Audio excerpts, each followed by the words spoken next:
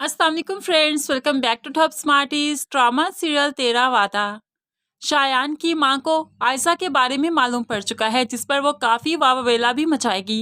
लेकिन जब शायान उसे बताएगा कि ये दौलतमंद सामी है, तो फिर तो मां की भी राह टपकने लगेगी, क्योंकि वो यही तो चाहती है कि बेटियां भी कमाएं और फिर बहू आए तो वो भी ढेरों जहेज लेकर आए और फिर नौकरी भी करती हो।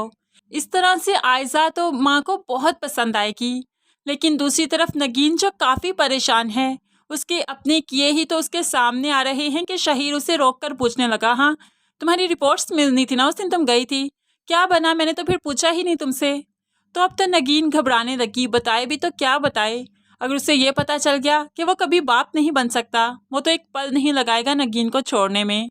लेकिन नगीन यहाँ पर तो कुछ नहीं बताएगी। खौफ के मारे कमरे में आई और माँ को फ़ोन करते हुए बताने लगी, आपको पता है कल मेरी रिपोर्ट्स मिलनी थी, डॉक्टर के पास गई थी, डॉक्टर ने तो मेरी हर उम्मीद को बेउम्मीद कर दिया। मैं कभी माँ नहीं बन सकती, मैं बहुत परेशान हूँ। ये बात मैंने किसी को नहीं बताई, सिर्फ आपसे शेयर कर रही हूँ।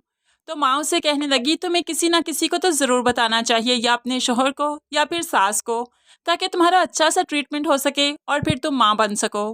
लेकिन वो कहने लगी, नहीं मैं नहीं किसी को बताऊंगी, किसी को बताऊंगी तो आंटी तो फ़ौरन ही शहीर की दूसरी शादी। अभी शादी का वर्ड बोला ही था कि दरवाजे पर नजर पड़ी तो सारा वहां पर इसकी बात सुन रही थी। सारा जो किसी काम के सिलसिले में नगीन के पास आई थी, वो इसकी बात सुन ही लेती है। अब तो नगीन खौफजदा हो गई कि सारा सबको सब कुछ बता देगी और शहीर की दूसरी शादी बहुत जल्द हो जाएगी। लेकिन नगीन ने सारा को ठीक तरह से जाना ही नहीं। वो मरती मर जाएगी, लेकिन किसी का राज किसी दूसरे को नहीं बताएगी। अब सारा बताए या ना बताए, फिर भी शहीर की दूसरी शादी तो हो ही जाएगी और नगीन बस देखती रह जाएगी।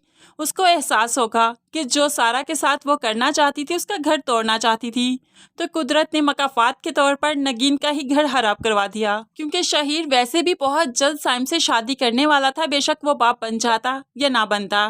क्योंकि साइम की ज़िंदगी तो मारिया ने ख़राब कर दी। वो जितना भी अच्छा करना चाहे, वो तो अब मुलाजमा को पैसे भी दे देती है।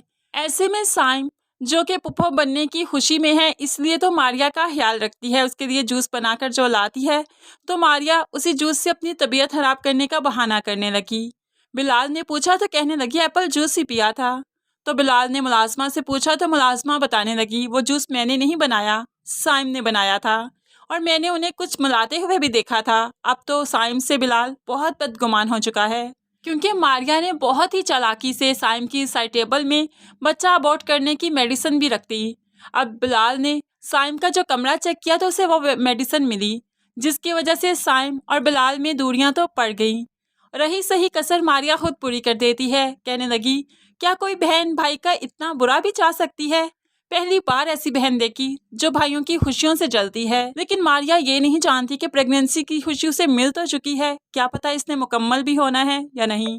क्योंकि जब हम इतना किसी को तंग करेंगे तो फिर कुदरत भी गुस्से में आ ही जाती है और फिर नगीन के जैसा अंजाम भी तो हो जाता है कि प्रेगनेंसी भी ख़त्म हो जाए और फिर कभी माँ भी ना बना जा सके। हो सकता है मारिया के साथ भी आगे चलकर यही सब कुछ हो, क्योंकि बेशक कोई इंसान बद्दुआ नहीं देता, लेकिन उसकी आह इंसान का घर खा जाती है, इंसान की खुशियाँ खा जाती है। तो हमें भी ऐसा लगता है कि मारिया की खुशियाँ साइम की आह खा जाएगी, और होना भी तो ऐसा ही चाहिए, ताकि मारिया को भी पता चले कि उसने साइम के साथ कितनी ज्यादतियाँ की। दूसरी तरफ फराह, जो कि अली के बाप से तंग आकर ये जॉब छोड़ चुकी थी, लेकिन फिर भी अली के बाप ने फ़ोन किया कि आकर अपने कुछ ड्यूज हैं वो क्लियर करवा कर ले जाओ। फराह, जिसे पैसों की ज़रूरत भी थी और फिर उसका हक भी था, इसलिए वो जाती है अपने ड्यूज लेने के लिए। तो वहीं पर अली के बाप की जो नीयत खराब हुई, उसे पैसे पकड़ाते पकड़ाते अपनी तरफ खींचना चाहा। लेकिन हमें ऐसा लगता है कि फराह अपनी इज्जत बचाने में कामयाब हो जाएगी। बेशक वो अली के बाप के सर पर कुछ मार दे और यहाँ से भाग जाए,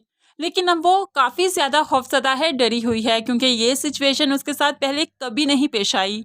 ऐसे डरी हुई सिचुएशन में जब वो घर गई, बेल बजाई तो माँ और सारा घर पर थी, जिन्होंने दरवाज़ा खोला तो फराह बुरी तरह से कांप रही थी, रो रही थी। जल्दी से कमरे में आ गई और सिमट कर बैठ गई। सारा फराह की हालत देखकर समझ गई कि कुछ ना कुछ तो ज़रूर है। जब वो कमरे में आई तो फराह बुरी तरह से रो रही थी।